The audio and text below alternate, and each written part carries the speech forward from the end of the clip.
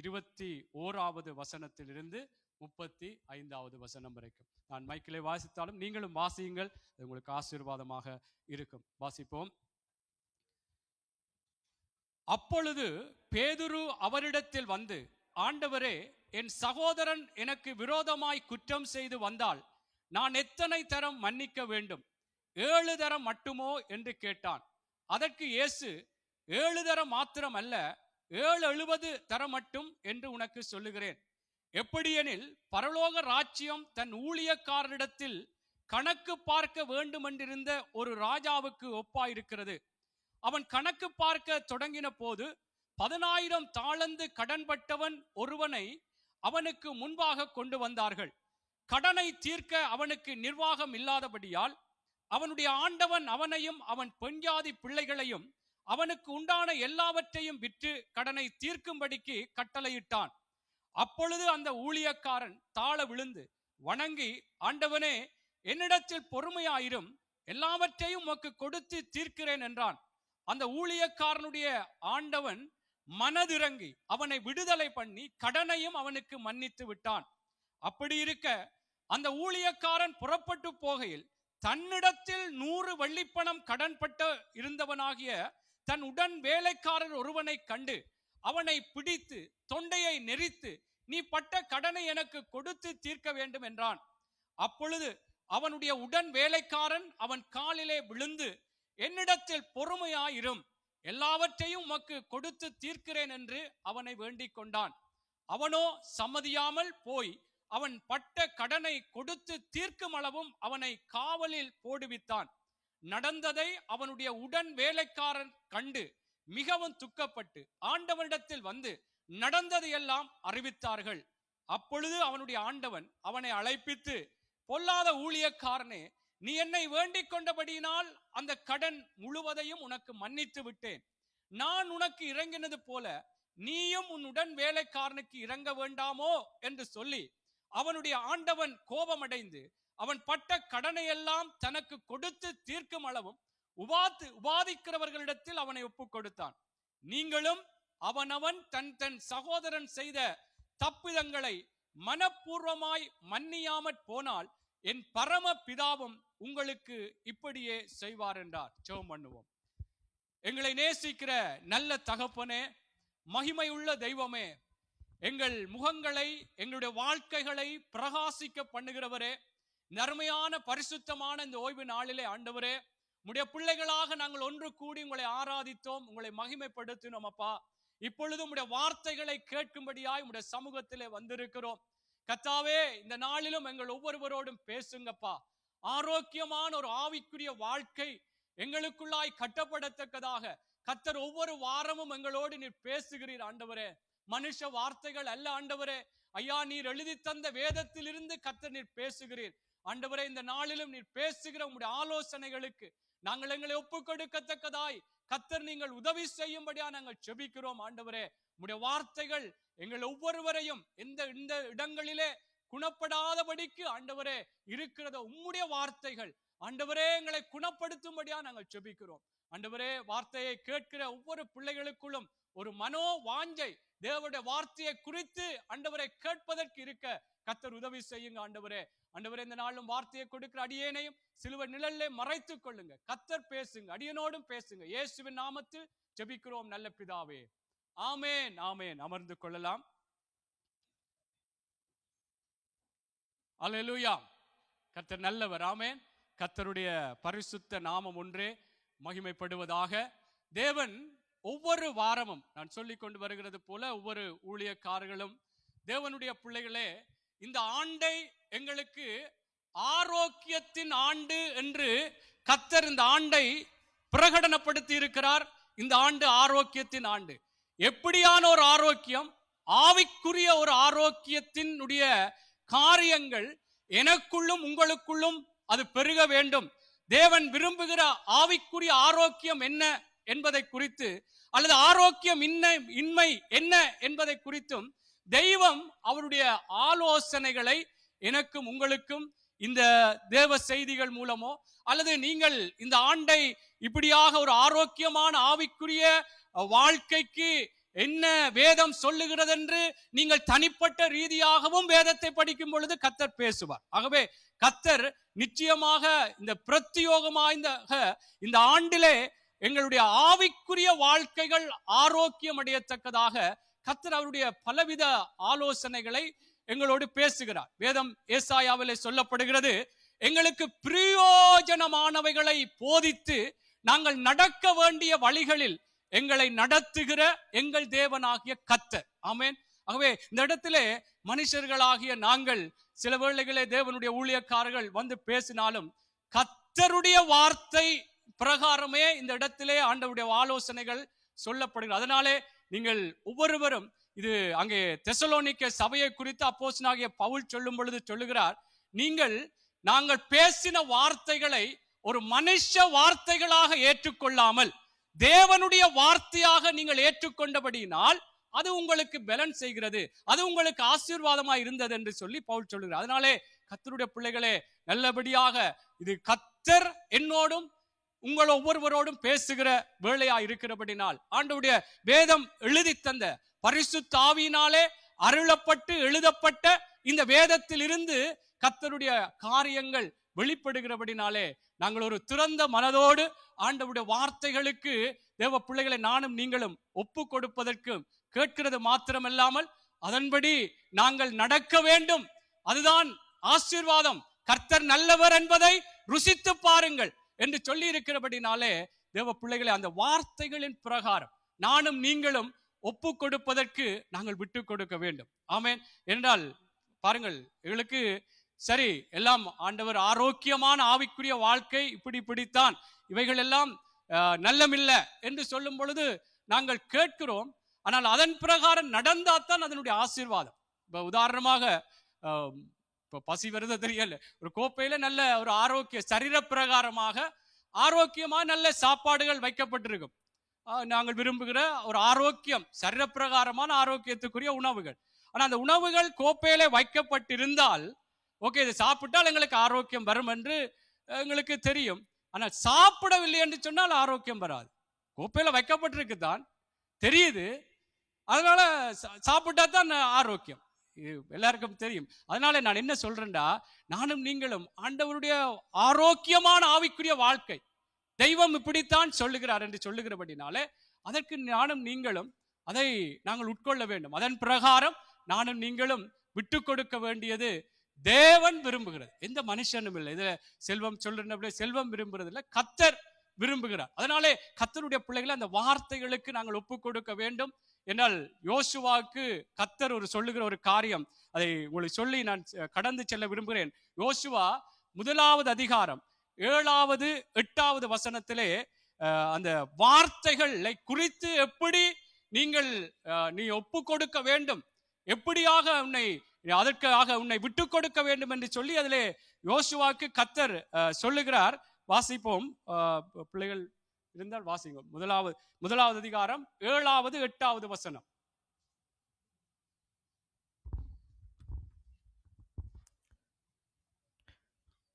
Vær bare modig og sterk, så du trofast følger hele den loven som Moses, min tjener, påla deg å holde. Vik ikke av fra den, hverken til høyre eller venstre, så skal du lykkes overalt hvor du går. Denne loven skal du alltid ha på dine lepper. Les fra lovboken dag og natt, så du trofast følger alt det som er skrevet i den. ஆமென். பாருங்கள், அதில் சொல்லப்படுகிறது, என் தாசனாகிய மோசே உனக்கு கற்பித்த நியாய பிரமாணத்தின் படியெல்லாம் செய்ய கவனமாயிருக்க மாத்திரம் மிகவும் பலம் கொண்டு திடமனது. அது அறுத்து வாசிக்கிறேன் என்றால், நீ அதன் பிரகாரம் செய்வதற்கு கவனமாயிருக்க மாத்திரம் மிகவும் பலன் கொண்டு திடமனதாயிரு. நீ போகும் இடமெல்லாம் புத்திமானாய் நடந்து கொள்ளும்படிக்கு அதை விட்டு வலது இடதுபுறம் விலகாதிருப்பாயாக. இந்த நியாய பிரமாண புஸ்தகம் உன் வாயை விட்டு பிரியாதிருப்பாயாக. இதில் எழுதியிருக்கிறபடியெல்லாம் நீ செய்ய கவனமாயிருக்கும்படி இரவும் பகலும் அதை தியானித்துக் கொண்டிருப்பாய். அப்பொழுது நீ உன் வழியை வாய்க்க பண்ணுவாய். அதாவது என்ன இதிலே நான் சொல்ல விரும்புகிறேன்றால், கர்த்தர் யோசுவாவுக்கு சொல்றார், நீ ஒரு புத்திமானாய் நீ நல்லபடியாய் ஆசீர்வாதமான காரியமாக நீர் எல்லா காரியங்களையும் நடத்த வேண்டுமா இருந்தால் அங்கே மோசே உனக்கு கற்பித்த நியாய பிரமாணத்தின் படியெல்லாம் செய்வதற்கு கவனமா இருக்கட்டும். எப்படி கவனமா இருக்கிறது? மிகவும் பலம் கொண்டு. அதுல இப்ப சில வேளைகளை ஒரு ஃபுட்பால் விளையாடினோம் என்று சொன்னால் பிள்ளைகளுக்கு சொல்லுவோம், கவனமா விளையாடு, ஆனா நல்ல பலமா நிக்கணும். கவனமா பாப்பார், ஆனா பலமா சோர்ந்து போய் ஓகே பந்து வருது தெரியுது, அவர் அதிலே ஒரு பலம் இல்லாமல் ஒரு ஒரு தைரியம் இல்லாமல் அதை எதிர்ப்பதற்கு தனக்கு ஒரு காரியம் இல்லாமல் இருக்கும் பொழுது அதிலே ஒரு தோற்று போடு. அதனால்தான் இங்க சொல்றார், நீ பலன் கொண்டு, அதாவது அதன் பிரகாரம் செய்வதற்கு கவனமா இருக்க வேண்டும், அதன்படி நடப்பதற்கு மிகவும் பலம் கொண்டு திடமனதாய். அவை கர்த்தருடைய பிள்ளைகளே, நானும் நீங்களும் ஆண்டவருடைய ஆரோக்கியமான ஆவிக்குரிய வாழ்க்கைக்குரிய தெய்வத்தினுடைய ஆலோசனைகள் வெளிப்படும் பொழுது கவனமா இருந்து அதன் பிரகாரம் செய்வதற்கு பலம் கொண்டு திடமனதா இருக்க வேண்டும். சோர்ந்து போகக்கூடாது. இது ஏன் எனக்கு, இதேன் இப்படி என்று சொல்லி நாங்கள் சோர்ந்து போகாமல் அதை நாங்கள் கடைபிடித்து நடப்பதற்கு நாங்கள் பலமாக இருக்க வேண்டும், நாங்கள் திடனாக இருக்க வேண்டும். ஆகவே கர்த்தருடைய பிள்ளைகளே, இந்த ஆரோக்கியமான ஆவிக்குரிய வாழ்க்கைக்கு ஆண்டவர் எங்களுக்குள்ளாக இருக்கிற என்றால் நாங்கள் இந்த பூமியில இருக்கிறோம், இந்த பூமியானது பொல்லாங்கனுக்குள்ள இருக்கிறது என்று வேதம் சொல்லுகிறது. பல நேரங்களிலே பல வேளைகளிலே தவறுகிறோம், பல நேரங்களில் தவறுகிறோம். ஆனால் கர்த்தர் இரக்கமுள்ள தேவன், எங்களோடு என்னென்ன தவறுகள் அல்லது என்னென்ன இதெல்லாம் எனக்கு பிரியமில்லை என்று சொல்லி ஒரு ஆரோக்கியமான ஆவிக்குரிய வாழ்க்கைக்கு என்ன விடயங்களை கடைபிடிக்க வேண்டும், இது நல்லதில்லை அல்லது இது கூடாது என்று சொல்லி கர்த்தர் பேசும் பொழுது, கர்த்தருடைய பிள்ளைகளே, நாங்கள் அதிலே நான் சொன்னது போல, ஆரம்பத்திலே சொன்னது போல, நாங்கள் கடைபிடிப்பதற்கு ஜாக்கிரதையா இருக்க வேண்டும். இது ஏன் எனக்கு இப்படி சொல்லுவான் என்று நாங்கள் எங்களுடைய மாமிசத்திலே, எங்களுடைய மனசும் மாமிசமும் அதற்கு நாங்கள் ஒரு விட்டு கொடுப்போம் என்றால், ஏன் அப்படி நான் இப்படித்தான் இருப்பேன் என்று சொல்லி அப்படியாக இல்லாதபடி நீங்கள் எல்லாம் ஆண்டவருக்கு விட்டு கொடுத்து ஆண்டவருடைய வார்த்தைக்கு கனம் கொடுக்கிற பிள்ளைகள் தான் கர்த்தருடைய பிள்ளைகளை. எந்த இடத்திலும் எந்த ஒரு பகுதியிலும் இது கர்த்தருடைய வார்த்தை தான், ஆனால் நான் இப்படித்தான் இருப்பேன் என்று சொல்லி நாங்கள் ஒருவரும் இருக்கக்கூடாது என்ற வேதம் சொல்லுகிறது. 2 கொரிந்தியர் புஸ்தகத்திலே அங்கே ஒரு வசனம் சொல்லுகிறது, 7வது அதிகாரம் 10வது வசனம் சொல்லுகிறது. 2 கொரிந்தியர் 7வது அதிகாரம் 10வது வசனத்திலே நான் சென்ற முறையிலும் இந்த வார்த்தையை சொல்லியிருந்தேன். தேவனுக்கேற்ற துக்கம் பின்பு மனஸ்தாபப்படுகிறதற்கு இடம் இல்லாமல் ரட்சிப்புக்கு ஏதுவான மனம் திரும்புதலை உண்டாக்கு. அதாவது தேவனுக்கேற்ற, ஓகே ஆண்டவர் சொல்றார் இது பிழை அல்லது இது தவறு, இதுல ஒரு குறை இருக்குது, பிள்ளையே, மகனே, மகளே, இந்த விடயத்திலே உன்னை மாற்றிக்கொள் என்று கர்த்தர் சொல்லும் பொழுது தேவனுடைய பிள்ளைகளே, அது எங்களுக்குள்ளாக ஒரு தேவனுக்குள்ளான ஒரு துக்கமாக, ஓகே இது ஆண்டவருக்கு பிரியமில்லை, இப்படியாக இந்த தேவனுக்கேற்ற ஒரு துக்கம் தான் எங்களுக்குள்ளே வர வேண்டும். அதை விட்டு இல்ல நான் இப்படித்தான் என்று சொல்லி அப்படி இருப்போம் என்று சொன்னால், இதுல சொல்லப்படுகிறது, அதிலேயே சொல்லப்படுகிறது பாருங்கள், பின்பு மனஸ்தாபப்படுகிறதற்கு இடம் இல்லாமல் முன்பே நாங்கள் தேவனுக்குள்ளாக இதுல ஒரு எனக்குள்ளே நான் ஒரு திருந்த வேண்டும் அல்லது என்னை மாற்றிக்கொள்ள வேண்டும் என்று அப்படியான தேவன் இதைத்தான் விரும்புகிறார். அந்த ஒரு தேவனுக்கேற்ற துக்கம் எங்களுக்குள்ளே வந்துடுமா இருந்தால் நாங்கள் பின்பு நாங்கள் மனஸ்தாபப்பட மாட்டோம், அதாவது அதை குறித்து கவலைப்பட மாட்டோம். அன்றைக்கு ஆண்டவர்கிட்ட வார்த்தை இப்படி சொன்னது, நான் அன்றைக்கு அந்த தேவனுக்கேற்ற ஒரு துக்கம் எனக்குள்ளே வராமல் என்னுடைய ஒரு லௌகீக துக்கம் அல்லது எனக்குள்ளாக வந்த ஒரு மாமிசம் மனசும் விரும்புறதுக்கு நான் இடம் கொடுத்தபடினால் இன்றைக்கு நான் இப்படி இருக்கிறேன் என்று அப்படியான ஒரு மனஸ்தாபத்துக்குள்ளே, அப்படியான ஒரு அதை குறித்து நான் கவலைப்படாதபடிக்கு தேவ பிள்ளைகளே, கர்த்தர் சொல்லுகிற வார்த்தை எனக்கும் உங்களுக்கும், தேவனுக்கேற்ற துக்கம் அந்த உடனே எங்களுக்குள்ள கர்த்தர் தான் பேசுறார், கர்த்தருடைய வார்த்தையில் இருந்தால் சொல்லப்படுகிறது என்று சொல்லி அதற்கு நாங்கள் ஒப்பு கொடுப்போமா இருந்தால், இதிலே சொல்லப்படுகிறது பாருங்கள், அங்கே ரட்சிப்புக்கு ஏதுவான மனம் திரும்புதலை உண்டாக்குகிறது, லௌகீக துக்கமோ மரணத்தை உண்டாக்குறது. ஆகவே நாங்கள் லௌகீக துக்கம் சில வேளைகளிலே நாங்கள் சொல்லும் பொழுது ஏன் இப்படி அல்லது இந்த நேரம் இப்படியே இந்த வார்த்தையை சொல்ல வேண்டும் என்றெல்லாம் தேவனுடைய பிள்ளைகளே நாங்கள் யோசிக்க வேண்டாம். ஏதோ ஒரு வார்த்தை சில வேளைகளில் ஏதோ ஒரு விதத்திலே ஆண்டவர் எங்களோடு பேசுவார், எங்களுடைய பிள்ளைகளை சொல்லுவார். அதற்காக இல்லை இது இப்படியெல்லாம் இந்த நேரம் இந்த நாள்ல இப்படி பேசக்கூடாது என்றெல்லாம் கர்த்தருடைய பிள்ளைகளை நாங்கள் சொல்லுகிறவர்களோடோ அல்லது வசனத்தை பேசுகிறவர்களோடு நாங்கள் சினந்து கொள்ள வேண்டாம், கோபப்பட வேண்டாம். ஆண்டவர் எங்கள் மேலே நேசமாயிருந்தான் பேசுகிறார். ஆகவே கர்த்தருடைய பிள்ளைகளே, இதற்கு நாங்கள் ஒப்பு கொடுக்க வேண்டும். உங்களுக்கு தெரியும், நான் சீக்கிரமாய் செல்கிறேன். ஆசா ராஜாவை குறித்து உங்களுக்கு தெரியும். வேதம் முதல் அந்த ஆசா ராஜா தனக்கு எதிராக அங்கே ஒரு 10 லட்சம் பேரோடு எதிராய் வந்த அந்த எதிரிகளோடு யுத்தம் பண்ணும்படியாய் தேவனை முதல் சார்ந்து கொண்டான். தேவனே, எனக்கு பலன் இல்லை, பலம் உள்ளவனுக்கும் பலனற்றவனுக்கும் உதவி செய்கிறது உமக்கு லேசான காரியம் என்று சொல்லி மனுஷர் மேற்கொள்ள விடாதேயும் என்று சொல்லி அவனிடத்திலே அவன் தேவனை சார்ந்து கொண்டான்.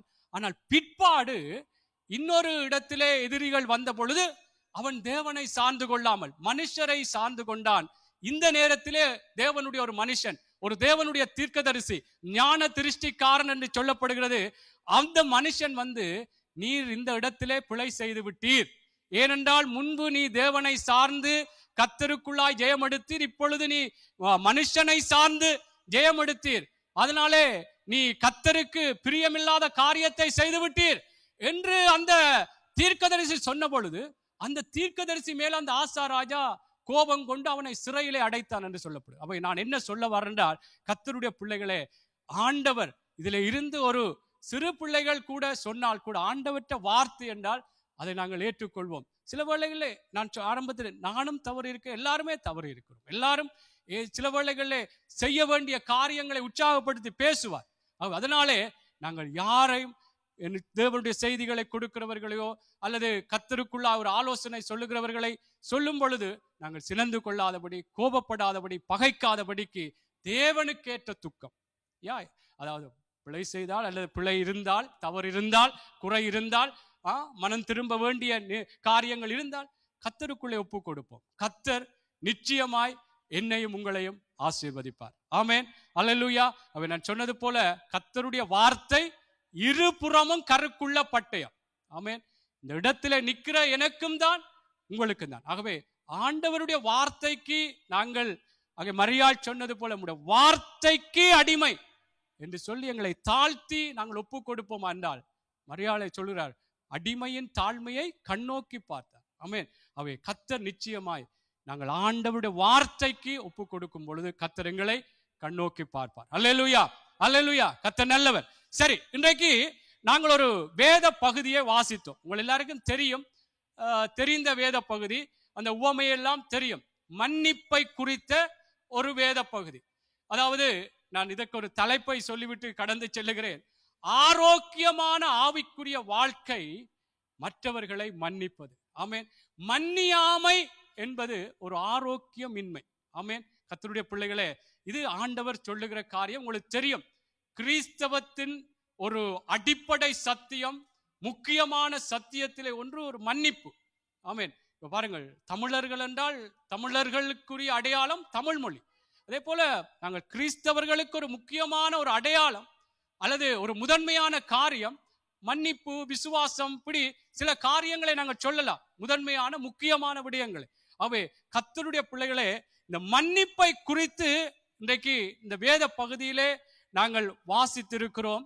இது ஒரு உவமையாக, எப்படி ஒரு எஜமான் எப்படியாக ஒரு கடன்பட்டவனை மன்னித்தார், பிறகு கடன்பட்டவன் தன்னிடத்திலே கடன்பட்டவனை மன்னியாமல் இருந்தான், அது சம்பந்தமாக அந்த உவமையை சொல்லிவிட்டு எப்படி நாங்கள் ஒருவரை ஒருவர் மற்றவருடைய தப்பிதங்களை, மற்றவருடைய குறைகளை, மற்றவர்களுடைய எங்களுக்கு எதிராய் செய்த காரியங்களை தேவனுடைய பிள்ளைகளே நாங்கள் மன்னிக்க வேண்டும் என்று சொல்லி தேவன் எங்களுக்கு எழுதி வைத்திருக்கிறார். ஆகவே இதில் இந்த எண்ணத்தை நாங்கள் பார்க்க வேண்டும் என்றால், வேதம் சொல்லுகிறது, நாங்கள் எல்லாருமே பாவம் செய்து தேவ மகிமையற்றவர்கள் ஆனோம் என்றுதான் வேதம் சொல்லுகிறது. பாவத்தின் சம்பளம் மரணம் என்று சொல்லப்படுகிறது. இப்படியாக நாங்கள் எல்லாரும் இருந்த எங்கள் தெய்வம் எங்களை மன்னித்திருக்கிறார். எங்களை மன்னித்து அவர் ஏற்றுக்கொண்டிருக்கிறார். ஆமென். என்றால் பாவத்தின் சம்பளம் மரணம் என்றால் அதற்கு செலுத்தத்தக்கதான பரிகாரம் அல்லது ஒரு நிர்வாகம் இல்லை. ஆனால் தேவன், எங்கள் தெய்வம் எங்களுக்கு மன்னித்து, வேதம் பல இடங்களிலே சொல்லப்படுகிறது, நாங்கள் எப்படிப்பட்டவர்களாய் இருந்தோம் என்று சொல்லி, மனதிலே சத்துருக்களாய் இருந்தோமா. வேதத்திலே இன்னைக்கு ஆரம்பத்தில் சொன்னது போல காணியாட்சிக்கு புறம்பானவர்களாய், வாக்கு தத்தத்தின் உடன்படிக்கைக்கு அந்நியர்களாய், தேவனற்றவர்களாய், நிலையற்றவர்களாய், எப்படி அவருக்கு துரோகமான துரோகிகளாக கர்த்தருடைய பிள்ளைகளே நாங்கள் இருந்த பொழுது தெய்வம் எங்களை மன்னித்து ஏற்றுக்கொண்டார். எத்தனை பேர் ஆமேன் சொல்லுவீங்க? ஆமேன், அல்லேலூயா. அவை கர்த்தருடைய பிள்ளைகளே, என்னையும் உங்களையும் நாங்கள் செய்த ஒவ்வொரு காரியங்களையும், அதற்கு எல்லாரும் பாவத்தின் சம்பளம் மரணம் என்றால் அதன் அடிப்படையில் இருந்த எங்களை எல்லாம் மன்னித்து கர்த்தருடைய பிள்ளைகளை எங்களை ஏற்றுக்கொண்டிருக்கார். பாருங்க, இன்னொரு வசனத்தை நான் வாசிக்க விரும்புகிறேன். எபேசியர் புஸ்தகத்திலே அங்கே 2வது அதிகாரம் 1வது வசனத்திலிருந்து நோர்வேச்சிய மொழியில வாசியுங்கள். எபேசியர் புஸ்தகம் 2வது அதிகாரம் 1வது வசனத்திலிருந்து 5வது வசனம் வரைக்கும் நாங்கள் வாசிப்போம். ஆண்டவராக இயேசு கிறிஸ்து எங்களை எப்படி மன்னித்தார், எப்படியாக ஒரு மன்னிக்க முடியாது என்று அல்லது இந்த நாங்கள் செய்த அவருக்கு விரோதமான காரியங்களுக்கு என்ன தண்டனை என்று குறிப்பிடப்பட்ட அந்த விடயத்தில் இருந்து எங்களை மீட்டார், மன்னித்து அவர் எங்களை மீட்டார், எங்களை ஏற்றுக்கொண்டார் என்பதை குறித்து தான் நான் சொல்லுகிறேன். பாருங்கள், எபேசியர் 2வது அதிகாரம் வாசிங்கள். எபேசியர் 2வது அதிகாரம் 1வது வசனத்திலிருந்து வாசிங்கள். Dere var en gang døde på grunn av misgjerninger og synder deres. Dere levde i dem på den nåværende verden vis, og lot dere lede av herskerne i himmelrommet og den ånd som nå er virksom i de ulydige. Ja, vi levde alle gang som de. Vi fulgte lystne i vårt eget kjøtt og blod, og lot oss lede av det og våre egne tanker. Vi var av naturen vredens barn, vi som de andre. Men Gud er rik på barmhjertighet, fordi han elsket oss med en så stor kjærlighet og gjorde oss... இந்த வசனம் இல்லை, பிள்ளையாய் சொல்லிவிட்டேன். அதிலே எபேசியர் புஸ்தகத்தில் இருக்கிறது, நாங்கள் எப்படி அக்கிரமங்களிலும் பலவிதம் டெண்டு சாரி, நான் தான் பிள்ளைய எடுத்து வச்சுக்கிறேன். சரியா சொன்ன, நான் இதில் வாசிக்கிறதுல பிள்ளைய மன்னிச்சுக்கொள்ளும். பாருங்கள், அக்கிரமங்களினாலும் பாவங்களினாலும் மரித்தவர்களாயிருந்த உங்களை உயிர்ப்பித்தார். அவைகளில் நீங்கள் முற்காலத்திலே இவ்வுலக வழக்கத்துக்கு ஏற்றபடியாகவும் கீழ்ப்படியாமையின் பிள்ளைகளிடத்தில் இப்பொழுது கிரியை செய்கிற ஆகாயத்து அதிகார பிரபுவாகிய ஆவிக்கேற்றபடியாகவும் நடந்து கொண்டீர்கள். கர்த்தருடைய பிள்ளை, நான் ஏன் இதை சொல்றேன்றால், நாங்கள் இப்படித்தான் இருந்தோம். அவர்களுக்குள்ளே நாம் எல்லாரும் முற்காலத்திலே நமது மாம்ச இச்சையின்படியே நடந்து, நமது மாம்சமும் மனசும் விரும்பினவைகளை செய்து, சுபாவத்தினாலே மற்றவர்களைப் போல கோபாக்கினையின் பிள்ளைகளாயிருந்தோம். தேவனோ இரக்கத்தில் ஐஸ்வர்யம் உள்ளவராய் நம்மில் அன்பு கூர்ந்து தம்முடைய மிகுந்த அன்பினாலே அக்கிரமங்களில் மரித்தவர்களாயிருந்த நம்மை கிறிஸ்துவுடனே கூட உயிர்ப்பித்தார். கிருபையினாலே ரட்சிக்கப்பட்டீர்கள். ஆமென், அல்லேலூயா. கர்த்தருடைய பிள்ளைகளை, இப்படியான ஒரு நிலைமைகள், அக்கிரமங்கள்னாலே பாவங்களினாலே இப்படி அதற்கென்றே மரித்து போய் அதற்கென்றே அடிமைப்பட்டிருந்த எங்களை ஆண்டவர் எங்களை மன்னித்து எங்களை ஏற்றுக்கொண்டிருக்கிறார். ஆமென். தெய்வம் எங்களை மன்னித்து ஏற்றுக்கொண்டிருக்கிறார். அவை அந்த மன்னித்த தெய்வம், வேதம் சொல்லுகிறது, அவருடைய அடைச்சுவடுகளை பின்தொடரும்படியாக எங்களுக்கு ஒரு மாதிரியை வைத்து போயிருக்கிறார். ஆமென். எங்களுக்கு எப்படி நாங்கள் நடக்க வேண்டும், சரி மன்னிக்க வேண்டும் என்றால் நான் எப்படி மன்னிச்சேன் என்றதுக்கு மாதிரி. அவர் கர்த்தருடைய பிள்ளைகளே, ஆண்டவர் எங்களுக்கு ஒரு மாதிரியை வைத்திருக்கிறார். கர்த்தர் மன்னிக்க வேண்டும் என்று சொல்லிவிட்டு அவர் செய்யாமல் எங்களுக்கு ஒன்றை சொல்லவில்லை. கர்த்தர் எங்களுக்கு மாதிரியை வைத்திருக்கிறபடினாலே நானும் நீங்களும் இந்த நாளிலே தெய்வத்தினுடைய மன்னிப்பை குறித்து பல காரியங்களை நாங்கள் பார்க்க முடியும். எப்படி அவர் சிலுவையிலே இருந்த பொழுதே அவருக்கு எதிராய் எவ்வளவோ பல காரியங்கள், துப்பினாங்கள், அடிச்சாங்கள், பரியாசம் பண்ணினாங்கள், எப்படியெல்லாம் கதைக்க முடியுமோ அப்படியெல்லாம் கதைத்தவர்களை அவங்கள் மன்னிப்பு கேட்கறதுக்கு முதலே இயேசு எப்படி சொன்னார், இவங்க அறியாம செய்கிறாங்க, பிதாவே இவர்களுக்கு மன்னியும் என்று சொல்லி. ஆமென். அவே ஆண்டவர் தேவனுடைய பிள்ளைகளே, நான் என்ன சொல்ல வரேன்றால், மன்னிப்பது என்பது கஷ்டமா இருக்கும், இல்லை என்று சொல்லவில்லை. ஆனால் ஆண்டவர் சொன்னால், கர்த்தருடைய பிள்ளைகளே, நாங்கள் கீழ்ப்படிவோம், ஒப்பு கொடுப்போம். மற்றவர்களுடைய தப்பிதங்கள் ஓகே, மன்னிப்பு கேட்க வேணும், இல்லை என்று சொல்ல இல்லை, மன்னிப்பு கேட்க வேணும். கேட்காவிட்டாலும் நாங்கள் மன்னிப்பு, நாங்கள் சரி அவர்களுக்கு நேரடியாக போய் சரி உங்களை மன்னிச்சு கொள்றேன் என்று சொல்லாட்டாலும் நாங்கள் ஆண்டவருக்குள்ளே ஓகே மன்னித்து நாங்கள் அந்த காரியத்தை விட்டுவிட வேண்டும்.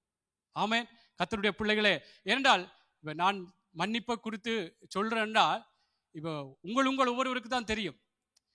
என்ன சகோதரனே நீங்கள் சொல்லுகிறீங்க மன்னிக்க வேண்டும் என்று.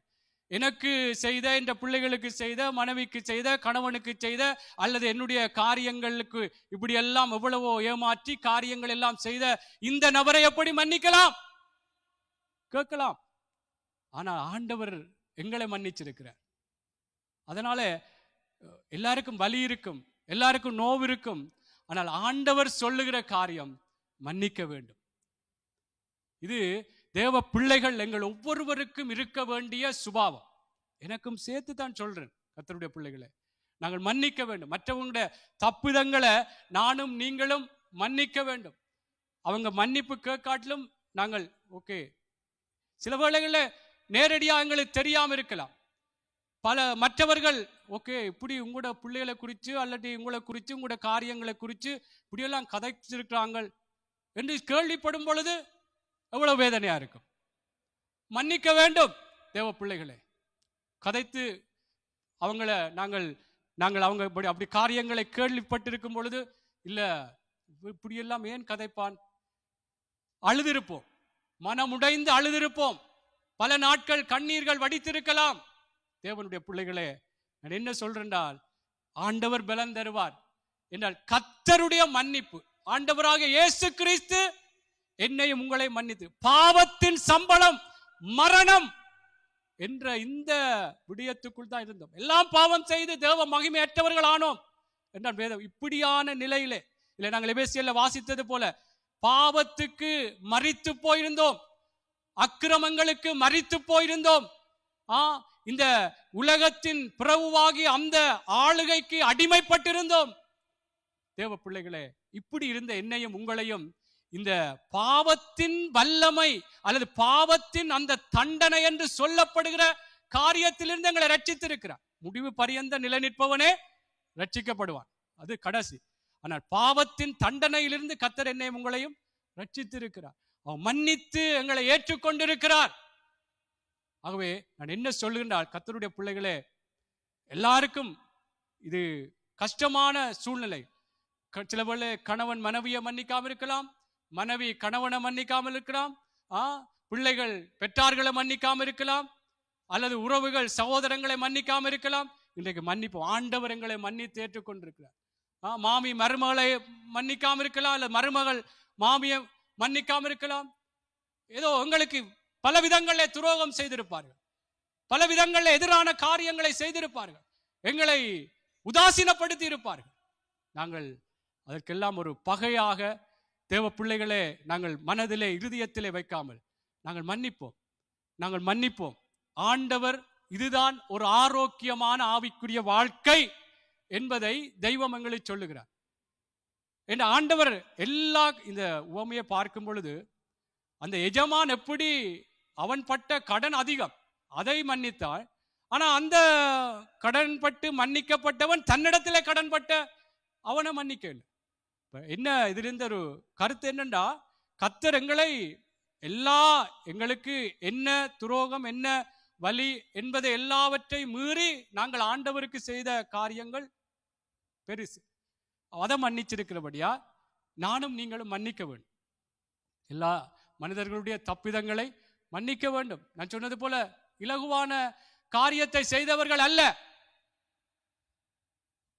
பல விதங்களிலே நாங்கள் அழுதிருப்போம், மனமுடைந்து பல நேரங்களிலே வேதனைகளோடு இருந்திருப்போம். மன்னிக்க வேண்டும் தேவ பிள்ளைகளே. இதுதான் ஒரு ஆரோக்கியமான ஆவிக்குரிய வாழ்க்கை.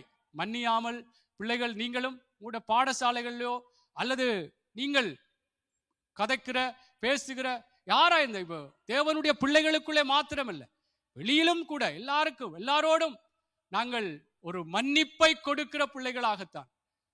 மன்னிப்பு கேட்டாலும் மன்னிக்கணும், மன்னிப்பு அவர்கள் கேட்காவிட்டாலும் நாங்கள் ஆண்டவரே நீர் என்னை மன்னித்திருக்கிறீர் என்று சொல்லி எனக்கு விரோதமாய் பல காரியங்களை செய்திருக்கிறார்கள் தான், ஆனால் ஆண்டவரே நான் மன்னிக்கிறேன் என்று சொல்லி தேவ சமூகத்திலே உங்களை ஒப்புக் கொடுங்கள். அதுக்காக ஓகே நாங்கள் மன்னிப்பு கேட்க வேணும், மன்னிக்கிறேன் என்று சொன்ன பிறகு ஏதோ அதற்கு பிற்பாடு அப்படியே போய் கதை சிரிச்சு அப்படியெல்லாம் செய்தாதான் அதன் காரியம் என்று அல்ல. நீங்க ஆண்டவற்ற சமூகத்துக்கு கர்த்தருக்கும் உங்களுக்கும் முடியல. ஆண்டவர் ஓகே ஆண்டவரே நான் இப்படி எனக்கு இப்படியெல்லாம் காரியங்கள் செய்து மன்னிக்கிறேன். பிறகு நாங்கள் ஐக்கியப்படுகிற நேரங்களிலோ சேர்ந்து நாங்கள் பேச வேண்டிய காரியங்களோ சந்தோஷமாக கதைக்கலாம். அதற்காக உடனே நான் ஓகே மன்னித்து ஆண்டவற்ற சமூகத்திலே நான் மன்னிக்கிறேன் என்று உண்மையாக நாங்கள் மன்னித்து விட்டால் கர்த்தருடைய பிள்ளைகளே அதற்கு பிற்பாடு ஏதோ நாங்கள் போய் எல்லாம் நல்ல குதூகலமாக சிரிச்சு அப்படி இப்படியெல்லாம் அது சில வேளைகளை எதிர்பார்க்கலாம். ஆனால் ஆண்டவருக்குள்ளாய் முதல் எங்களை விட்டு கொடுப்போம். ஆமென். அவை கர்த்தருடைய பிள்ளைகளே, நாங்கள் இந்த மன்னிப்பு என்பது எங்களுடைய வாழ்க்கையிலே, எங்களுடைய வீட்டிலே, எங்களுடைய உறவுகள் மத்தியிலே, சபையிலே, நாங்கள் சுற்றி இருக்கிற எல்லா இடங்களிலும் எல்லாரையும் நாங்கள் மன்னிக்க வேண்டும். எங்களுக்கு எங்களுக்கு எங்களுக்கு சென்ற காலங்கள் எல்லாம் உங்களுக்கு தெரியும், எங்களுடைய இலங்கை அங்கே இராணுவங்கள் செய்த காரியங்கள். ஆனால் கர்த்தருடைய பிள்ளைகள் எப்படி பார்க்க வேண்டும்? மன்னிக்க வேண்டும். ஆண்டவர் சொல்ற ஆண்டவருக்குத்தான் நாங்கள் கீழ்ப்படியோம். எல்லாம் எதிராக பல விதங்களிலே பல வழிகள் எல்லாரும் சிலர் நாங்கள் தனிப்பட்ட ரீதியா இதிலே பாதிக்கப்பட்டிருப்போம். ஆனால் கர்த்தருக்குள்ளாய் வந்திருக்கிற நானும் நீங்களும் எனக்கு இப்படி செய்து விட்டார், அவர் எப்படியாவது சாக வேணும், அல்லாட்டி ஏதோ நடக்கணும் அப்படி நினைக்கக்கூடாது. மன்னித்து விடுவோம். ஆமென். கர்த்தர் என்னையும் உங்களையும் மன்னித்திருக்கிறார். அல்லேலூயா. ஆகவே ஆண்டவர் மன்னித்திருக்கிறார். நாங்கள் மன்னிப்பு கேட்காவிட்டாலும் தேவனுடைய பிள்ளைகளே நாங்கள் மன்னிக்க வேண்டும். ஆமென். சரி, நாங்கள் ஒரு வார்த்தையை வாசிப்போம். நீதிமொழிகள் புஸ்தகத்திலே 19வது அதிகாரம், நீதிமொழிகள் புஸ்தகம் 19வது அதிகாரம் 11வது வசனத்தை வாசிக்கலாம். அந்த மன்னிப்பதினாலே எங்களுக்கு சில ஆசீர்வாதத்தையும் கர்த்தர் சொல்லுகிறார். ஆனால் மன்னிப்பை குறித்த சில காரியங்களை நான் சொல்லி சீக்கிரமாய் முடிக்க விரும்புகிறேன். நீதிமொழிகள் 19:11. மனுஷனுடைய விவேகம் அவன் கோபத்தை அடக்கும், குற்றத்தை மன்னிப்பது அவனுக்கு மகிமை. ஆமென். Forstand gjør mennesket sen til vrede. Det setter sin ære i å bære over feiltrinn. ஆமென். குற்றத்தை மன்னிப்பது அடுத்த பகுதி அவனுக்கு மகிமை, ஆசீர்வாதம். ஆகவே தேவ பிள்ளைகளே, நான் ஆரம்பத்திலே சொன்னது போல இது ஆண்டவற்ற வார்த்தை. ஆமென். ஆண்டவற்ற வார்த்தைக்கு ஒப்பு கொடுப்போம். குற்றத்தை நீங்க எப்படி அந்த நிலைமைகள் இருக்கிறீர்கள் என்பதை நானும் அறிவேன். என்னுடைய நிலைமையிலே எப்படி என்பதை எல்லாம் அறிவோம். அந்தந்த நிலைமையிலே வலியா இருக்கும், வேதனையா இருக்கும், பல காரியங்கள் எங்களுக்குள்ள இருக்கும். ஆனால் மன்னிப்போம். குற்றத்தை மன்னிக்கிறது அவனுக்கு மகிமை, எங்களுக்கு ஆசீர்வாதம். மன்னிப்போம். ஆண்டவர் ஆவியானவரிடத்தில் பலன். சில வேளை முடியவில்லை என்று சொன்னாலும் ஆண்டவரிடத்தில் மன்னிப்பு கேட்போம். கடந்த காலங்களில் சில வேளைகளில் பல விதங்களில் நடந்திருக்கலாம். மன்னிப்போம். ஆண்டவருடைய சமூகத்துக்குள்ளே நாங்கள் மன்னிப்போம். ஆமென். இந்த இந்த இந்த இந்த பூமிக்குரிய வாழ்க்கை மாத்திரமல்ல எங்களுக்கு இந்த வாழ்க்கை. தேவனுடைய பிள்ளைகளுக்கு நித்தியமான ஒரு வாழ்க்கை இருக்கிறது. ஆமென். அவை கர்த்தருடைய பிள்ளைகளே, ஆண்டவர் சொன்னால் அது எங்களுக்கு ஆசீர்வாதமாகத்தான் இருக்கும். ஆமென். அவை நாங்கள் மன்னிப்போம். சொந்த சகோதரங்களை மன்னிப்போம், அல்லது மாமியையோ மச்சானையோ அல்லட்டி உறவுகளையோ கணவனையோ மனைவியோ சகோதரங்களையோ மன்னிப்போம். ஆமென். கர்த்தருடைய பிள்ளைகளை அடுத்த வாசிங்கள். லூக்கா புஸ்தகம் 6வது அதிகாரம் 37வது வசனம். லூக்காவின் புஸ்தகம் 6வது அதிகாரம் 37வது வசனம். மற்றவர்களை குற்றவாளிகள் என்று தீர்க்காதிருங்கள், அப்பொழுது நீங்களும் குற்றவாளிகள் என்று தீர்க்கப்படாதிருப்பீர்கள். மற்றவர்களை ஆக்கினைக்குள்ளாக்கும்படிக்கு தீர்க்காதிருங்கள், அப்பொழுது நீங்களும் ஆக்கினைக்குள்ளாக தீர்க்கப்படாதிருப்பீர்கள். விடுதலை பண்ணுங்கள், அப்பொழுது நீங்களும் விடுதலை பண்ணப்படுவீர்கள். Døm ikke, så skal dere ikke bli dømt. Fordøm ikke, så skal dere ikke bli fordømt. Ettergi, så skal dere få ettergitt. Gi, så skal dere få. Et godt mål, sammenreist, strappet og brettfullt skal dere få i fanget. For i det målet dere selv måler med, skal dere også måles opp til dere. ஆமென். பாருங்கள், இதிலே சொல்ல மற்றவர்களை குற்றவாளிகள் என்று தீர்க்காதிருங்கள், அப்பொழுது நீங்களும் குற்றவாளிகள் என்று தீர்க்கப்படாதிருப்பீர்கள். மற்றவர்களை ஆக்கினைக்குள்ளாகும்படி தீர்க்காதிருங்கள், அப்பொழுது நீங்களும் ஆக்கினைக்குள்ளாக தீர்க்கப்படாதிருப்பீர்கள். விடுதலை பண்ணுங்கள், அப்பொழுது நீங்களும் விடுதலை பண்ணப்படுவீர்கள். தேவ பிள்ளைகளை, இதிலே பாருங்கள், ஒரு மன்னிப்பை குறித்த ஒரு சத்தியம்தான்.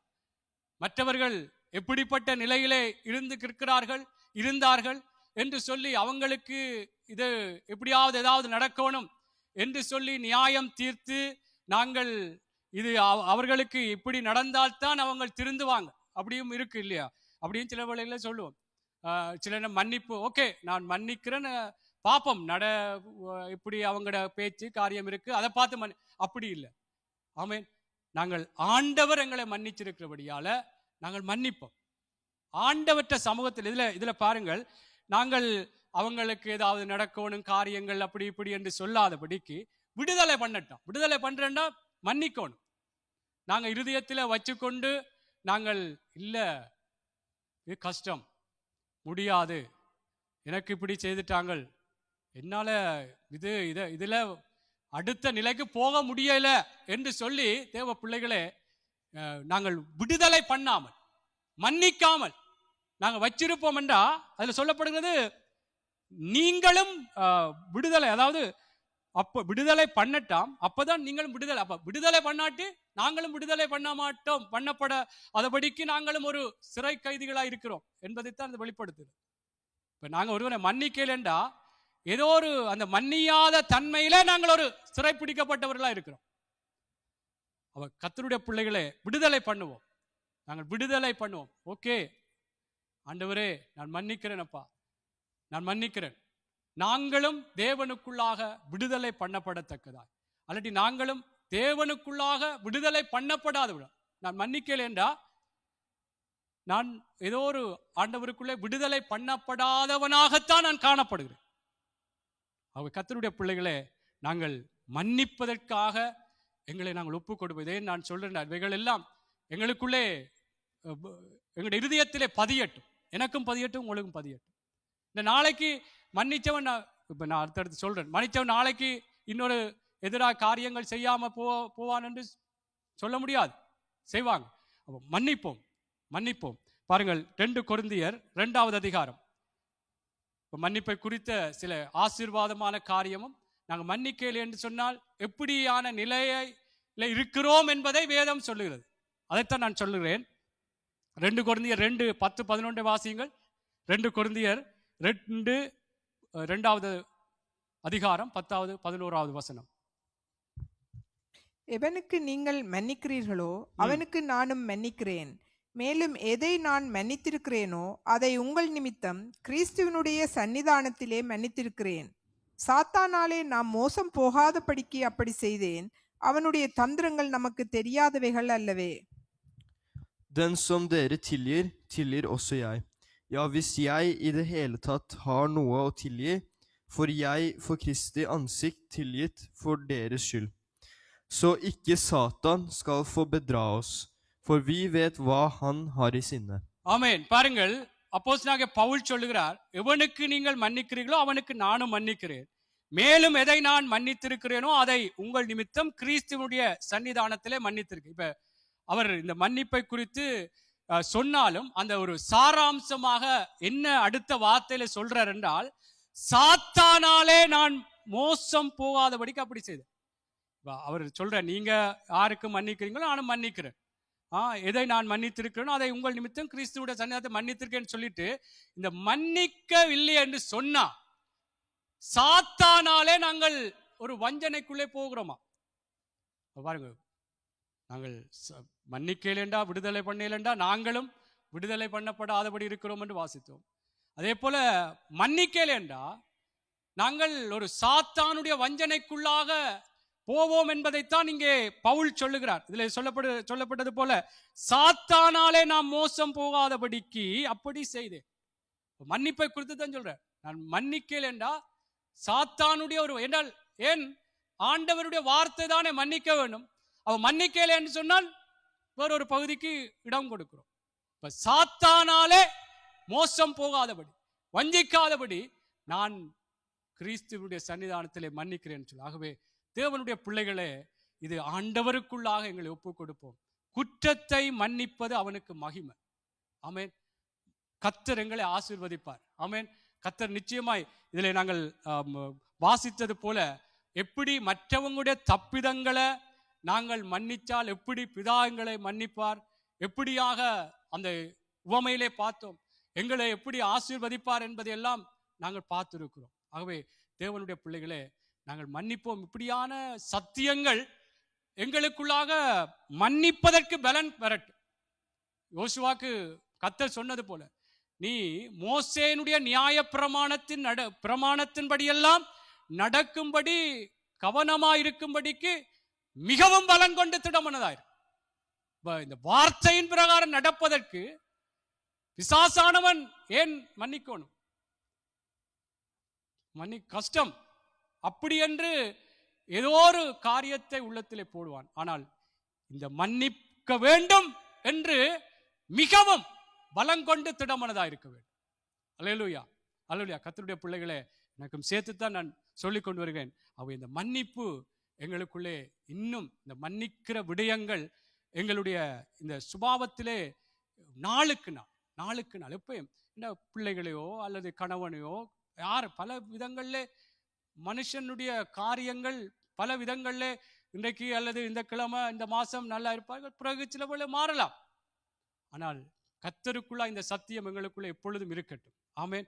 கர்த்தருடைய பிள்ளைகளே, சரி, எப்படி மன்னிக்க வேண்டும் என்று இப்ப சில காரியங்களை சொன்னது போல எப்படியான ஒரு சுபாவத்தோடு நாங்கள் மன்னிக்க வேண்டும் என்பதையும் வேதம் சொல்லுகிறது. சீக்கிரமா வாசிப்போமா? எபேசியர் 4:31-32 வாசிப்போம்.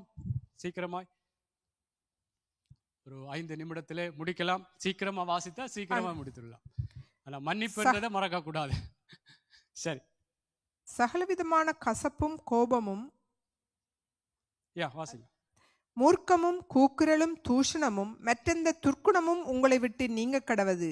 ஒருவருக்கொருவர் தயவாயும் மன உருக்கமாயும் இருந்து கிறிஸ்துவுக்குள் தேவன் உங்களுக்கு மன்னித்தது போல நீங்களும் ஒருவர் மன்னியுங்கள். Vær god mot hverandre, vis medfølelse og tilgi hverandre, slik Gud har tilgitt dere i Kristus. ஆமென். பாருங்கள் எப்படி மன்னிக்கணும்டா, சகலவிதமான கசப்பும் கோபமும் மூர்க்கம். அதாவது நான் சொன்னது போல இப்ப திருப்ப ஏன் சொல்றேன்டா, எல்லாருக்குமே பலி இருக்கு, எல்லாருக்குமே நோவு இருக்கு. நான் சொல்றேன், ஏன்னா நாங்கள் எல்லாருமே அதற்குள்ளாக பல இடங்களிலே போயிருக்கிறோம். அவை செய்த விடயங்கள் காரியங்களை பார்க்கும் பொழுது ஏதாவது ஒன்று செய்து போட்டு மன்னிப்போம் என்ற நிலைமைகள் இல்லாதபடி இதுல சொல்லப்பட்டது போல எல்லா கசப்பும் ஓகே. ஒரு மன்னிக்க போறோம்னா கசப்பை விடுவோம், கோபத்தை விடணும், மூர்க்கம் இல்லாமல் மூர்க்கமா சரி போ மன்னிச்சிட்டேன் என்ற ஒரு அப்படியான இது இல்லாமல், ஒரு மூக்கம் இல்லாமல், கூக்குரல் இல்லாமல், அல்லது சத்தம் போட்டு அப்படி எல்லாம் இல்லாமல், தூசணம் மற்ற எந்த துர்க்குணமும் எந்த விதத்திலும் எந்த காரியங்களும் எங்களை விட்டு நீங்கி ஒருவருக்கொருவர் தயவாயும் மன உருக்கமாயும் இருந்து கிறிஸ்துவுக்குள் தேவன் உங்களுக்கு மன்னித்தது. தயவாய் மன உருக்கமாய். தயவென்றா உங்களுக்கு தெரியும், வேதம் சொல்லுகிறது நன்மை செய்ய கொண்டிருக்கிற ஆசையே தய.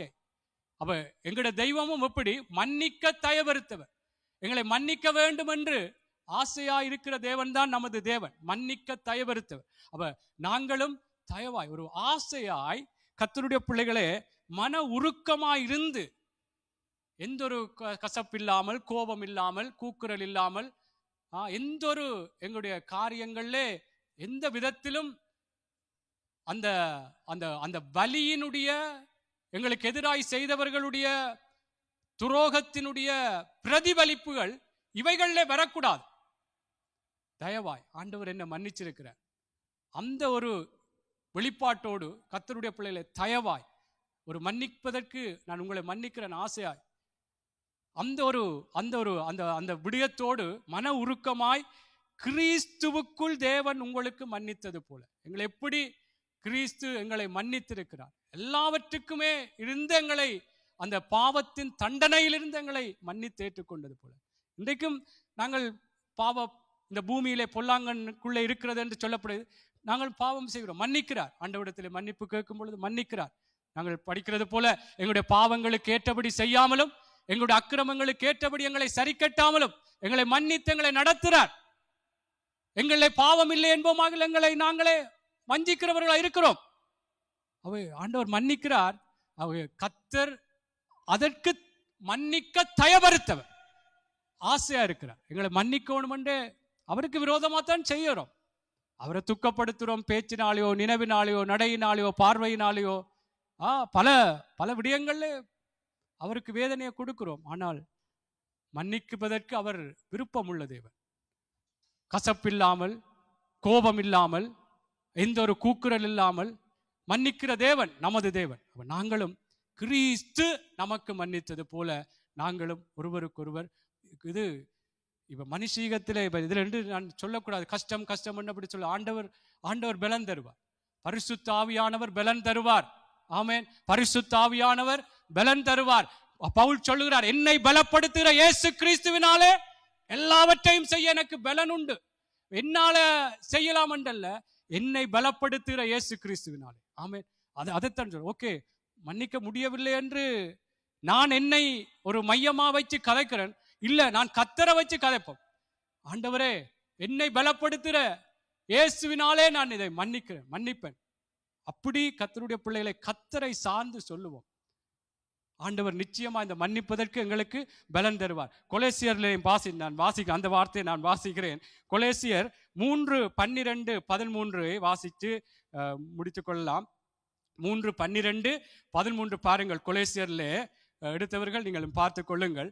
ஆகையால் நீங்கள் தேவனால் தெரிந்து கொள்ளப்பட்ட பரிசுத்தரும் பிரியருமாய் உருக்கமான இரக்கத்தையும் தயவையும் மனத்தாழ்மையையும் சாந்தத்தையும் நீடிய பொறுமையையும் தரித்து கொண்டு ஒருவரை ஒருவர் தாங்கி ஒருவர் பேரில் ஒருவருக்கு குறைபாடு உண்டானால் கிறிஸ்து உங்களுக்கு மன்னித்தது போல ஒருவருக்கு ஒருவர் மன்னியுங்கள். ஆமென். ஆகவே கர்த்தருடைய பிள்ளைகளே, இதிலே பல காரியங்கள் என்றால் எப்படி மன்னிக்கணும் என்பது மிகவும் முக்கியம். அது தூரமாக இருக்கிறது போல இருக்கலாம். இப்படியெல்லாம் போய் மன்னிப்பு கொடுக்கிறதுன்றது அது கஷ்டம். ஓகே, சரி, மன்னிச்சு விட்டேன் என்று சொல்றது வேற விஷயம். இப்படி நீடிய பொறுமையாய், மன உருக்கமாய், தயவாய், மனத்தாழ்மையாய், சாந்தமாய், இப்படியெல்லாம் வென்றது ஆண்டவர் பலன் தருவார். ஆமென். கர்த்தர் பலன் தருவார் கர்த்தருடைய பிள்ளைகளே. ஆமென். நாங்கள் மன்னிப்போம். ஆமென். இதிலிருந்து நான் சொல்றேன் பிறகு எனக்கும் சேர்த்துத்தான் நான் சொல்றேன், திருப்ப என்றால் ஆண்டவருடைய வார்த்தை என்னையும் குணப்படுத்த வேணும், என்னையும் ஒரு ஆரோக்கியமான ஆவிக்குரிய வாழ்க்கைக்கு நேராய் நடத்த வேண்டும். ஆமென். இன்றைக்கு நாங்கள் வாசித்தது போல எத்தனை தடவை மன்னிக்கணும்? 7 தடவையா? இல்ல, 70 தடவைன்னு சொல்லப்படுது. அது ஓகே, இன்றைக்கு பிழை செய்துட்டா ஓகே சொன்னா திருப்பவும் செய்யலாம். மழை வரலாம், வராம போகலாம். சரி, அது வேற காரியம் இல்ல. சொல்றேன் நான் என்னண்டா, திருப்பவும் எங்களுக்கு எதிராய் செய்யலாம், பல விதங்களிலே எங்களுக்கு துரோகம் பண்ணலாம், எதிராய் எங்களை குறித்து கதைக்கலாம், பல பொய்யாக குற்றம் சாட்டலாம். ஆனா மன்னிக்கணும். எத்தனை 7-70 சில நேரம் மன்னிச்சு போட்டு நினைப்போம், ஏன் நான் மன்னிச்சேன் என்ற யோசனையும் வரும். சிலரை மன்னிச்சு விட்டு நான் மன்னிச்சிட்டேன் என்று சொல்லிட்டு பிறகு யோசிப்போம், இப்படி மன்னிக்க கூடாது, மன்னிச்சிருக்க கூடாது, பிழை விட்டுட்டேன் என்று அப்படி கூட நினைவு வரும். அந்த நினைவு வந்தாலும் இல்ல, மன்னிக்கணும். ஆமென். ஆமென். கர்த்தருடைய பிள்ளைகளை நினைவுல கூட, அதான் 7-70 வேண்டாம், ஒரு நாளைக்கு நினைவுல கூட பல காரியங்கள் மன்னிக்க கூடாது, மன்னிச்சிட்டன் மன்னிக்க கூடாது என்றெல்லாம் வரும். ஆனா மன்னிக்கணும். ஆமென். ஆமென். சரி, எழுந்திருப்போமா? ஆண்டவருடைய வார்த்தை, கர்த்தருடைய வார்த்தை, கர்த்தருடைய பிள்ளைகளே, இது எங்கள் எல்லாருக்குமே தேவை. ஆமென். இதிலே நின்று ஏதோ நாங்கள் பேசுகிறோம் கர்த்தருடைய காரியங்களை நீங்களும் வேதத்தை படித்திருப்பீர்கள், நல்ல இதை குறித்து அறிந்திருப்பீர்கள். ஆண்டவருக்குள்ளே ஒரு ஆரோக்கியமான ஆவிக்குரிய வாழ்க்கை என்று சொன்னால் நாங்கள் மன்னிக்க வேண்டும். எந்த ஒரு நிபந்தனை இல்லாமல் நாங்கள் மன்னிக்க வேண்டும். எந்த விதத்திலும் கர்த்தருடைய பிள்ளைகளே நாங்கள் மன்னிக்க முடியாது என்ற ஒரு முற்றுப்புள்ளிக்குள்ளே வரக்கூடாது. என்றால் தெய்வம் எங்களை மன்னித்திருக்கிற விடயம் பெரிது. எங்களுக்கு அந்த அந்த வார்த்தையை பார்த்தோம், பாவத்தின் சம்பளம், அப்படியான ஒரு நிலையில் தான் இருந்தோம். கர்த்தர் எங்களை மன்னித்தார், எல்லா காரியங்களை மன்னித்து எங்களை ஏற்றுக்கொண்டார். அவருடைய பிள்ளைகளாக இந்த உவமையிலே சொல்லப்பட்டது போல அந்த பெரிய கடன்பட்டவனை அந்த எஜமான் மன்னித்தான். ஆனால் மற்ற அந்த கடன்பட்டு மன்னிக்கப்பட்டவன் மற்ற தன்னிடத்திலே கடன்பட்டவனை மன்னியாது போனான். அது சொல்லப்படுது பொல்லாத ஊழியக்காரன் என்று சொல்லப்படுது. அவை அப்படியாக நாங்களும் இருந்து விடாதபடி ஆண்டவர் எங்கள் மேலே அன்பா இருந்துதான் இந்த நாளும் எங்களோடு பேசி இருக்கிறார். குற்றத்தை மன்னிப்பது அவனுக்கு மகிமை என்று சொல்லி இருக்கிறபடினால் நாங்கள் ஒருவரை மன்னிக்காமல் நாங்கள் வைத்திருப்போம் என்றால் நாங்களும் ஒரு விடுதலை பண்ணப்படாத ஒரு நிலையிலே இருக்கிறோம் என்று வேதம் சொல்லுகிறது. விடுதலை பண்ணுங்கள், அப்பொழுது விடுதலை பண்ணப்படுவீர்கள் என்று சொல்லப்பட்டிருக்கிறபடினால் நாங்கள் இன்றைக்கு தேவ பிள்ளைகளை சில வேளை நாங்கள் நேரடியாகவோ ஒருவரிடத்திலே போய் மன்னிப்பு கேட்காவிட்டாலும் நாங்கள் ஆண்டவருடைய சமூகத்திலே பவுல் சொன்னது போல கிறிஸ்துவனுடைய சன்னிதானத்திலே எல்லாரையும் சாத்தானாலே மோசம் போகாதபடிக்கு நான் மன்னித்திருக்கிறேன் என்று சொல்லி அப்படியாக நாங்கள் எல்லாரும் எங்களுக்கு எப்படிப்பட்ட காரியத்தை செய்தவர்களாக இருந்தாலும் மன்னிப்போம். நாங்கள் ஆண்டவரிடத்தில் எங்களை ஒப்பு கொடுப்போமா? எல்லாருமே நாங்கள் தவறு இருக்கிறோம். நாங்கள் சில வேளை மன்னித்து விட்டோம் என்று சொன்னாலும் எங்களுடைய பேச்சுக்களே ஒரு அகங்காரம் இருந்திருக்கலாம். அல்லது ஏதோ ஒரு ஒன்றை பேசி இப்படியெல்லாம் செய்துட்டா அப்படி இப்படி என்றெல்லாம் சில வேளையில கோபத்தோடு இப்படியான ஒரு மூர்க்கத்தோடு கூட சில வேளைகளை மன்னிக்கிறோம் என்று சொல்லி அப்படியெல்லாம் நாங்கள் மன்னிப்பு வழங்கக்கூடாது.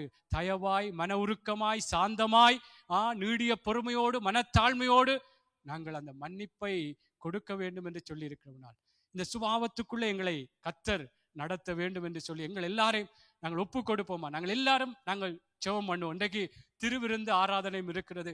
இன்றைக்கு நாங்கள் கர்த்தருடைய பந்தியிலே நாங்கள் பங்கெடுக்க போகிறோம். நம்மை நாமே வேதம் சொல்லுகிறது நிதானித்து பார்த்தால், நம்மை நாமே நிதானித்தறிந்தால் நாங்கள் நியாயம் தீர்க்கப்படும் என்று வேதம் சொல்லுகிறது. நாங்கள் யாரையும் அவருக்கா இவருக்கா என்று அப்படியெல்லாம் கர்த்தருடைய பிள்ளைகளே நாங்கள் பார்க்க வேண்டாம். இது எனக்குரிய வார்த்தை. நான் சில வேளைகளை கணவனை மன்னிக்காம இருந்திருக்கிறேன், மனைவியை மன்னிக்காம இருந்திருக்கிறேன், பிள்ளைகளை மன்னிக்காம இருந்திருக்கிறேன், சகோதர சகோதரியை மன்னிக்காம இருந்திருக்கிறேன். இப்படியாக பல விடயங்களிலே நாங்கள் மன்னிப்பு கொடுக்காதபடிக்கு, மன்னியாதபடிக்கு இன்றைக்கு ஒரு பகைமையோடு, ஒரு பழி வேண்ட ஒரு அந்த நினைவுகளோடு கூட இருந்து கொண்டு இருந்திருப்போம். இன்றைக்கு கர்த்தர் சொல்லுகிறார், கர்த்தர் இன்றைக்கு பேசி இருக்கிறார், எங்கள் மேலே அன்பா இருந்துதான் பேசுகிறார். என் பிள்ளை இன்றைக்கு குணப்பட வேண்டும், என் பிள்ளை இன்றைக்கு ஆரோக்கியம் அடைய வேண்டும் என்றுதான் தெய்வம் பேசி இருக்கிறார். உங்கள் மேலே நேசம் கொண்டுதான் எல்லார் மேலும் கர்த்தர் பேசி இருக்கிறார். ஆகவே இது யாருக்கும் அவருக்கு இவருக்கு என்று சொல்லி ஒருத்தரும் அப்படி நினைக்க வேண்டாம். என்னோடு பேசி இருக்கிறார். அவ எல்லாரும் ஒப்பு கொடுப்போம். ஆண்டவரிடத்திலே எங்களை ஒப்பு கொடுப்போமா? ஆண்டவரே, இந்த நாளிலும் கர்த்தாவே அப்பா, இந்த மன்னிப்பை குறித்து கர்த்தாவே நீர் எங்களோடு பேசி இருக்கிறீரப்பா. ஆண்டவரே, நீங்கள் எப்படி எங்களுக்கு ஒரு மன்னிப்பதற்கு முன்மாதிரியாய் ஆண்டவரே நீங்கள் இருந்திருக்கிறீங்களப்பா. எங்களை ஏற்றுக்கொண்டிருக்கிறீர்கள், எங்களையும் மன்னித்து ஆண்டவரே நீர் ஏற்றுக்கொண்டது போல ஆண்டவரே நாங்களும் மற்றவர்களை மன்னிப்பு கேட்டாலும் அவர்களுக்கு மன்னிப்பு கொடுப்பதற்கும், மன்னிப்பு கேட்காவிட்டாலும் ஆண்டவரே உங்களுடைய சமூகத்திலே அவர்களை மன்னித்து விட ஆண்டவரே எங்களுக்கு உதவி செய்யுங்க. எந்த ஒரு கசப்பில்லாதபடி, மூர்க்கம் இல்லாதபடி, கோபம் இல்லாதபடி ஆண்டவரே எந்த ஒரு கூக்குரல்கள் இல்லாதபடிக்கு ஆண்டவரே நாங்கள் மன்னிக்கத்தக்கதாய் ஆண்டவரே மற்றவர்கள் செய்த காரியங்கள் பெரிதாதான் ஆண்டவரே துக்கப்பட்டிருக்கிறோம், மனமுடைந்து அழுதிருக்கிறோம் ஆண்டவரே, வேதனைகளுக்குள்ளே போயிருக்கிறோம் ஆண்டவரே. தேவனே அப்பா, அப்படியான நிலைகள் காணப்பட்டாலும் இன்றைக்கு உம்முடைய வார்த்தை மரியாள் சொன்னது போல, உம்முடைய வார்த்தைக்கு அடிமை என்று சொன்னது போல ஆண்டவரே உம்முடைய வார்த்தைக்கு நாங்கள் கீழ்ப்படுகிறோம் ஆண்டவரே. இந்த நாளிலும் கர்த்தாவே ஐயா, நாங்கள் எவரையும் எப்படிப்பட்ட நிலையில இருந்து எங்களுக்கு எதிராக எழும்பினவர்களையும் ஐயா நாங்கள் மன்னிக்கிறோம் ஐயா. எல்லாரும் சொல்லுவோமா, கர்த்தருடைய பிள்ளைகளை உங்களுக்குத்தான் தெரியும் ஆண்டவரே, நாங்கள் மன்னிக்கிறோம் ஆண்டவரே எங்கள் பிள்ளைகளை மன்னிக்கிறோம். எங்கள் ஆண்டவரே கணவன் ஆண்டவரே பிள்ளை சேர்ந்தா மன்னிக்கிறோம். சகோதரி அப்பா ஆண்டவரே உம்முடைய சமூகத்திலே நாங்கள் அறிக்கை செய்கிற இந்த விடயம் ஆண்டவரே அப்பா திரும்பவும் ஆண்டவரே ஏன் நான் மன்னிக்கிறேன் என்று சொல்லி ஆண்டவரே அந்த நினைவு வந்தாலும் ஆண்டவரே மீண்டும் நாங்கள் மன்னிக்கத்தக்கதா கர்த்தர் எங்களுக்கு உதவி செய்யுங்க. ஆண்டவரே எங்களுக்கு உதவி செய்யுங்கப்பா. இந்த சத்தியத்திலே நாங்கள் நிலை நிற்க எங்களுக்கு உதவி செய்யுங்கப்பா. ஆண்டவரே அப்பா எத்தனை தடம் மன்னிக்க வேண்டும் என்று நீங்க அங்கே பேதுரு கேட்டது போல 70 தரம் என்று சொல்லி ஆண்டவரே அப்பா நீங்க சொன்ன பொழுது தங்களுடைய விசுவாசத்தை வர்த்திக்க பண்ண வேண்டும் என்று சொன்னது போல எங்களுக்குள்ளும் அந்த விசுவாசம், அந்த மன்னிப்பதற்கான அந்த பலன் ஆண்டவரே எங்களுக்குள்ளே பெருக வேண்டுமாய் நாங்கள் செபிக்கிறோம் அப்பா. ஆண்டவரே நாங்கள் மன்னிக்க வேண்டும் அப்பா, உம்மை பிரதிபலிக்க வேண்டும் ஐயா.